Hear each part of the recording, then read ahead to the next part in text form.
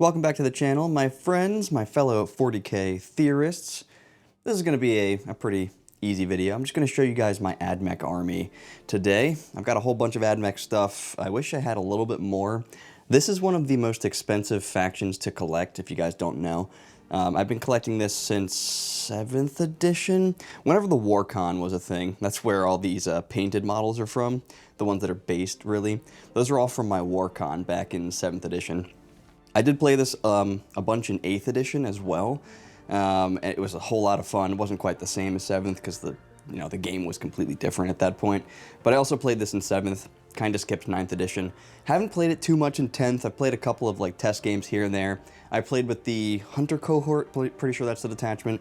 Once we got our codex, I did play a couple test games with our Hunter cohort. It is really good. I'm surprised that Admech doesn't do better. They are kind of a hard army to play though. There's a ton of rules, a ton of models. They all do different things. They all kind of synergize with each other. And Admech have this weird thing where if you're in range of battle line stuff, which would be over here, if you're in range of the battle line stuff, your other units do better stuff. Like these guys have full rerolls to hit, so that's cool. Or maybe that's by an objective. I'm pretty sure it's near battle line, but I know that these guys as well, if they're near battle line, they get to do stuff. So that's kind of like the shtick, is you want battle line, and there's a bunch of different abilities, and these give a 4-up invul into your battle line, stuff like that. So I'm just going to go over all of my stuff, and that is what this video is going to be about. Just a little showcase of my Admech army that I don't think I've ever showed on the channel at this point. So I'll start on this side here. This is like the mech side, I guess. So we have the 6 destroyers. I wish back in the day that the breachers were better, because I would have bought breachers or built them as breachers. They're all painted at this point. I'm not going to break them to magnetize them to put the different weapons on them, so I'm just going to run them as breachers, and if somebody doesn't like that, we're just not going to play. So we got a unit of 6 destroyers, technically, here. We got 3 more of them that aren't fully painted yet. I know the scheme, I'm probably going to get a lot of comments about the paint scheme here. I'm not even going to go into why I did this.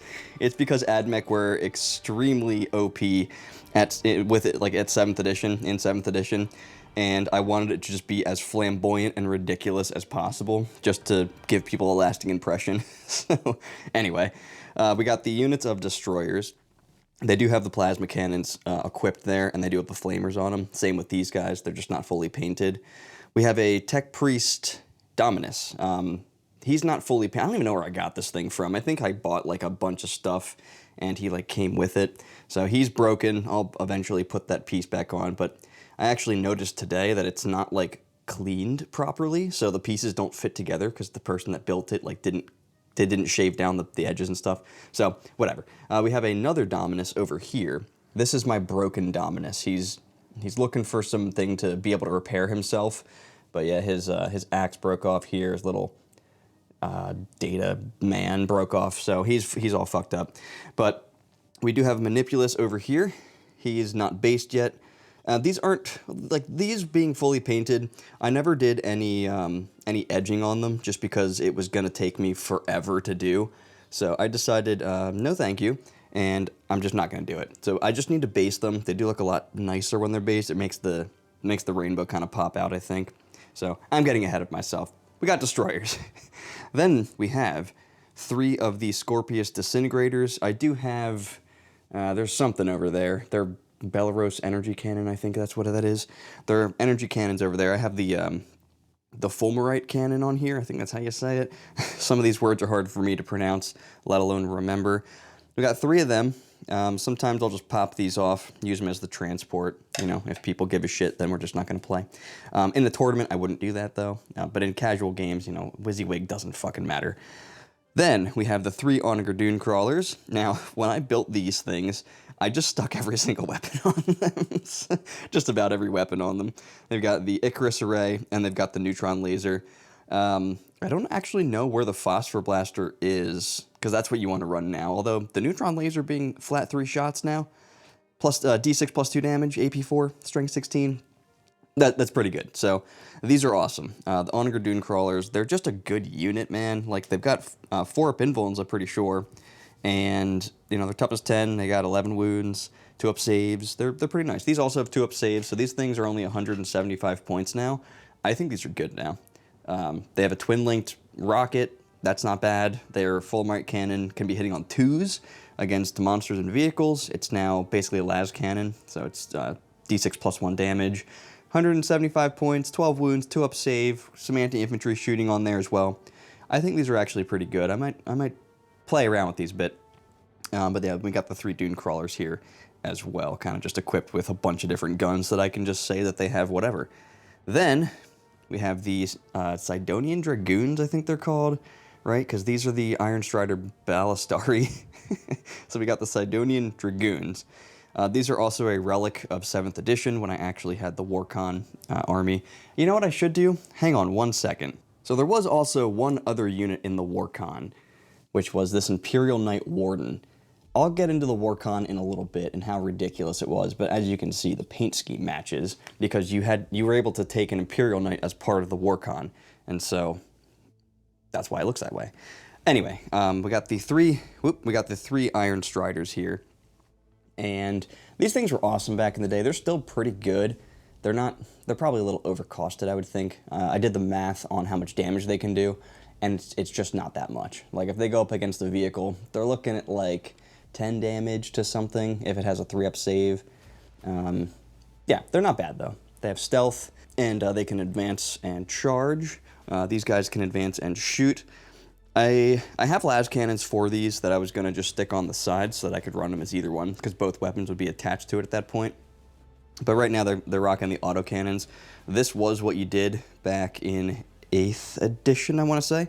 Pretty sure 8th edition is where I used the autocannons. I can't really remember, because it was a while ago, and I have a short-term memory. So yeah, that's what we got for those. Got our destroyers, got some tanks, got some chicken walkers here, and then we do have 6 of the Castellan robots, also in various stages of being painted here. So we got only 2 of these guys. I put like a random tech priest guy over here. I'm actually not sure what he is. I'll have to look at the codex and the pictures that are in there and see exactly what he is, because I don't actually know. But we do have 2 of the actual data smiths. So I used to be able to take these as a unit of 6, so I kind of just put them together. You can take them in units of 2 to 4 now, and you can put a data smith with each one. So just to look nice, I put some data smiths by the units of 2. I'm calling him a data smith. He's actually not, though. Moving on over to some infantry. So, well, before I do that, here is a call that I have not finished. Yeah, I'm sorry, the lighting's not amazing right now. This is a call model that I never finished. I will eventually finish him and probably try to sell him online or something, but he's not part of my paint scheme, so as you can tell, the real call is here, and he's also not finished. Yeah, so when it comes to painting stuff, I've said this a million times before, it just takes me a while. I have a full-time job. Making these videos is basically a full-time job as well. I'm not exaggerating either. I have a lot of respect for people that do YouTube content after starting a YouTube channel myself, because between the filming and the editing, just getting screenshots of stuff and kind of just making the videos in general takes fucking forever. So I have even less time to paint stuff. The fact that I even painted this Admech army, or this Votan army, is a miracle. One of these days I will finish this. A lot of it is close to being done. Like I just need to base these guys. I need to finish him up, base him, and then we have, mostly fully painted stuff here. A lot of it's base colored. There are only a couple of things. There's some infantry there, and there's some guys here that are still white. But one day, guys, and this is all me, so I can't get this commission painted because I did all of the actual work myself. Like my sisters are the only army I've gotten commission painted here. So anyway, we have the Electro Priests, the Fulgurite? No, those are the combat ones. Kupaskari. They're kind of hard to see because they're all white, but it's a unit of 10. Never really had a use for them. They are way better than they used to be now. They were always kind of good, to be honest, but now they actually have like a place that you can put them in your army, depending on, how you want to build things, because they're pretty good. They slow stuff down, and they do a ton of damage against like infantry and stuff. So we got a unit of 10 dudes there. And then on this side of things, we have all of our infantry. So these aren't perfect units. I had to kind of push some stuff together. Back in the day, you used to be able to have 3 special weapons per 10. And I know this because I had a 5-man unit that had 2 plasma guns, the ignores cover thing, and then the sergeant. And then I had a 10-man unit, so this is going back to 7th edition with the Warcon. And then I also had a 10-man unit that had 3 plasma guns as well. So you can't do that anymore. They have to all be separate, and yeah. So they're a little... they're not exactly perfect there. We have a Marshal, which I actually forgot I even owned until I brought him out of the box, because I made my own Marshals. Like, this guy was supposed to be a Marshal, because he's just got all this extra random shit going on. But right now, he's just the ignores cover boy. But we got a bunch of units of these. I think we have 5, and then we do have a couple little rando boys here that are just hanging out. But because of the way that I constructed these for the video, I just have some extra guys over there. Those are fully painted though, and those are fully finished, and they were a part of one of these fully painted units that's based. But we got 5 of them. They're pretty much, you know, what you would expect. There's, you know, the plasma guns, there's the little sniper dude, the trans whatever the fuck, arquebus. I think the squad might be missing one, so I might have thrown like a random dude in there. Anyway, we got 5 units of infantry. So, mostly vanguards. I think if I were to put it all together, I can probably make 10, maybe 15 of the rangers. They've gone through iterations of being good or bad, and in this edition, they're not bad. They have sticky objectives, and they scout 6 inches. But the Vanguard, man, they're just so good. They have a lot of shots that are all anti-infantry 4+, 3 shots a guy. If you're playing with the Hunter cohort, you can make them AP1 because of the guy in the unit, one of them somewhere. They ignore cover, and you can put a lot of damage on something that way. It's a bunch of, you know, 4s to wound at AP1 ignores cover, so, and that's on 2 units. So we got all the infantry there, and then we have 2 units of the Aliaksei, the flamer guys, the phosphor. They got flamethrowers. So I've got 10 of them. I've never used them. I bought them after 8th edition, and I just haven't used them. So I do have them somewhat painted. They still need to put all the brass and the bolt gun metal on them as well. But for the time being, they're just sitting on the shelf. They're also tacked onto their bases. They are not glued on there, which is why some of them are kind of like falling off there. Trying to transport these things, I don't know what to do with these. These are crazy. Like, you can't even put them in base-to-base contact with each other. It's impossible. So I'm not sure how I'm going to transport them. Maybe I'll magnetize them at some point. But we got 2 units of those boys. Now here's some stuff that I need more of. I need more infiltrators, because I only have 5 of them. If we're talking WYSIWYG, I only have 5 of them. And I only have 10 of the Rust Stalkers. I would like 10 more Rust Stalkers, and I would like probably 5 more infiltrators if I could do that. That is something that I wish I had, along with probably more of these. I'd like to have a second unit of these, and maybe a second unit of these, but we're talking, these are like $45 a piece, dude. Like, get out of here. I would also like some actual breachers, because these are all just, I guess I could do something here, because they're not fully painted. I could magnetize. I have no idea where the guns and stuff are anymore, though. But moving back over here, I do have the Rust Stalkers, got a 10-man unit there, and we got a 5-man unit of the infiltrators. So that is something that I wish I had a little bit more of. And then down this way, we've got the horse dog guys, the Cerberus Raiders.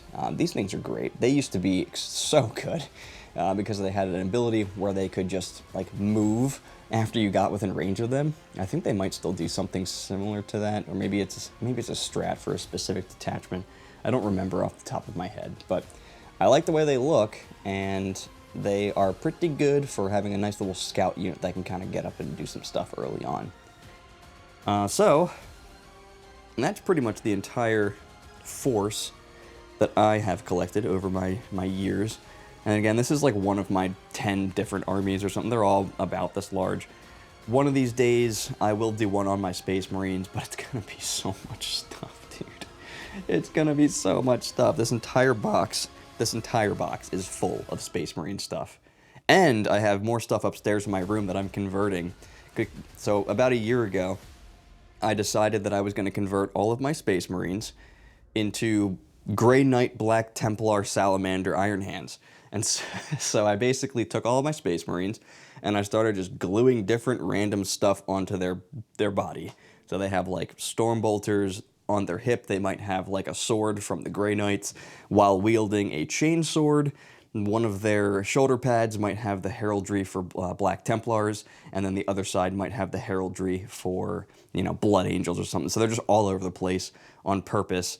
That way I can claim that they're whatever faction I need them to be. So that's going to take up literally this entire table when I do that video. So I'm not sure when I'm going to do that. I don't have it planned, but I'm just saying it's going to be a long one. But that's this Admech army here. I wish the knight was still a part of that. You can kind of take a knight now, but that's what we got. That's what we got for our Admech stuff. And so before we wrap it up, I'll give you guys a little story about back in 7th edition when you could run the Admech Warcon and you could ally in Psyker conclaves. So back then, the Psyker conclave had access to biomancy, and biomancy had a psychic power that allowed you to literally pick up a piece of terrain and move it 24 inches. Yeah, you heard that right. And so what you would do is you would pile all of your stuff, so all the stuff that's based, including the knight, all of that stuff would hop on a piece of terrain, because they were actually a little bit bigger than this at most tournaments. They're probably maybe 3 inches longer on both sides, and then you have, you know, the extra space there. So you would pile your entire army on it, and your Imperial Knight would just touch the base of it. You would then pick it up, move it over here. There wouldn't be other terrain. You couldn't move through other terrain, so the tables weren't this dense. But you'd pick it up, you'd move it over here, you'd swivel it so that all your forces that were on this side were now on the other side, and then you would charge on turn 1, and you would do like Litany of the Electromancer and do like literally 1,000 hits. Not literally. All right, so like 115 hits at strength 4, at initiative 10, which back then was basically fights first. So 110 auto hits with fights first against your army, and things didn't have nearly as many wounds back then. Like Terminators had 1 wound. So I make you take 6 armor saves, I kill a Terminator. Yeah, take 100 armor saves before anything even swings. It was completely ridiculous. So that was a lot of fun. I forget which bracket I won at Nova that year. I should like hang those up or something. They're downstairs in my old apartment, because downstairs we have an apartment in this house, and that's where I used to live when my brother and his wife used to live here. So yeah, Admech Warcon, completely ridiculous. I'm not going to go over like everything that it could do, but the most notable thing that it could do was it could pick up pieces of terrain, move your entire army across them, and then just win turn 1. We're talking about an edition where you could have your entire army be just a giant blob of Space Wolf dudes. They were like cyber wolves that had like 4 Librarius conclaves attached to them, and that was your whole army. And you couldn't target it. You couldn't do anything to it because it would be invisible, and it would be able to like teleport around, potentially move itself around on terrain, charge into you turn 1. You just lose, like stuff like that. This edition. What else? We had like 5 Riptides. Yeah, I remember that was a thing. 5 Riptides. I remember you, Andrew Gagno. I remember you. Of course, I remember you. Andrew and I have known each other for a long, long time, since I was like 13 or something. He actually used to play at Fat Cats, one of the original game stores in Downingtown, Pennsylvania. So that's where I met Andrew Gagno. Anyway, so he played with 5 Riptides, like 15 Piranhas, because you would take them in units of 5. 15 Piranhas that could jump off the table. They kind of would go back into reserve like scouts and stuff do now.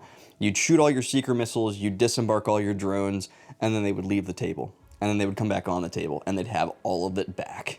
So 5 Riptides, like 15 fucking Piranhas, and then just to fuck people over, he would have 3 units of Sisters of Silence, which back then, if they got, I think it was within 12 inches of you, and their range might have increased the more that you had in their detachment or whatever, but the point was, if they got within range of you, your psychic powers just ceased to exist. Like, they just went down instantly the moment you moved within a certain distance of that unit. And so he would just scout them all up, all the powers would go down, because this was a psychic power heavy edition, like with, you know, wolf stars that were impossible to hit because of all these psychic powers on them. So they would walk up to them, all their powers would shut down, and then they would just get shot at by 5 Riptides and 15 fucking Piranhas, and then all the drones and everything. What a fun time to be alive, huh? Not really. 7th edition was fucking terrible.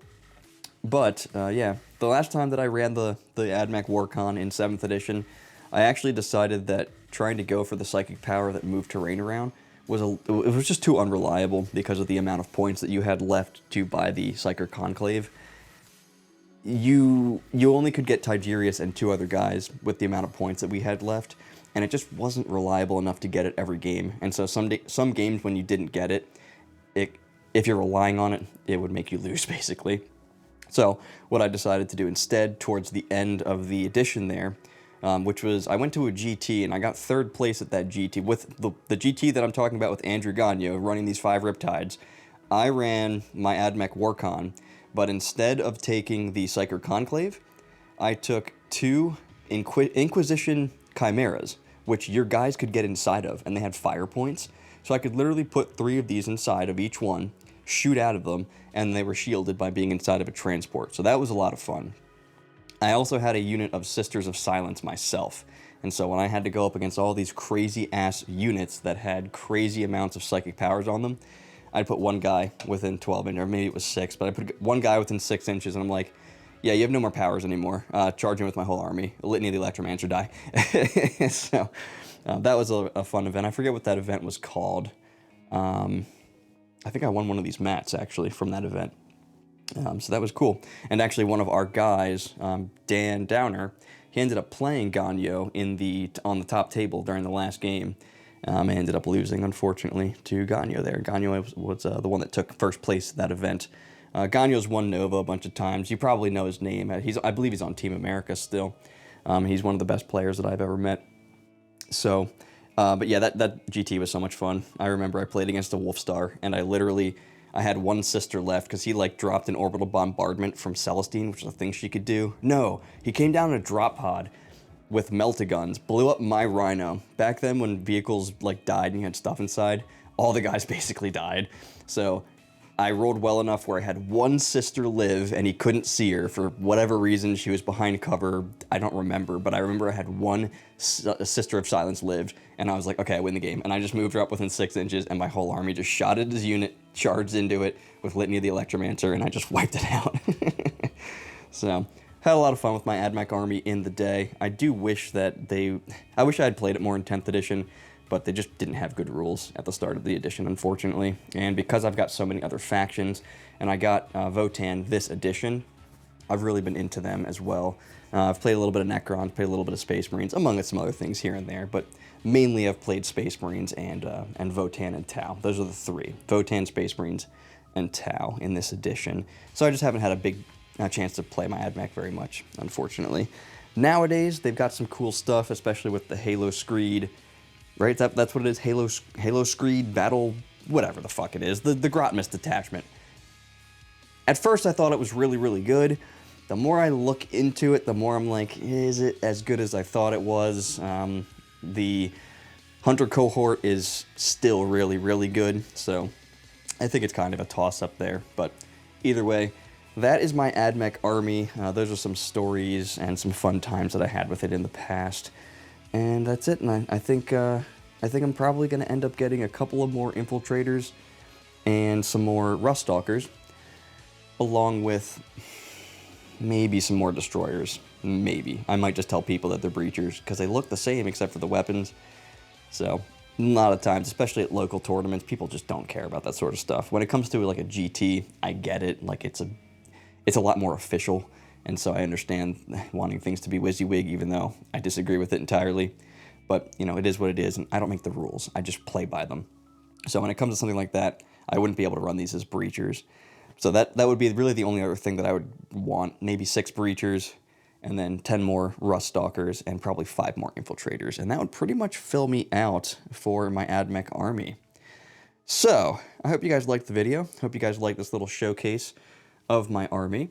If you liked the video, make sure that you like and subscribe, smash it with a thunder hammer, hit Nurgle's bell, check out the other videos, and check out the second channel as well, where I get extremely irate playing Dawn of War. I've been trying to play Dawn of War 2 lately, and I'm not even sure that I'm going to post those videos because I just lose it. I just lose it. I'm trying to play it on the hardest difficulty, and it's impossible. I basically have to use my scout squad to play the entire mission. Anyway, my friends, thanks for watching. Theory hard, and I'll see you guys back at the lab.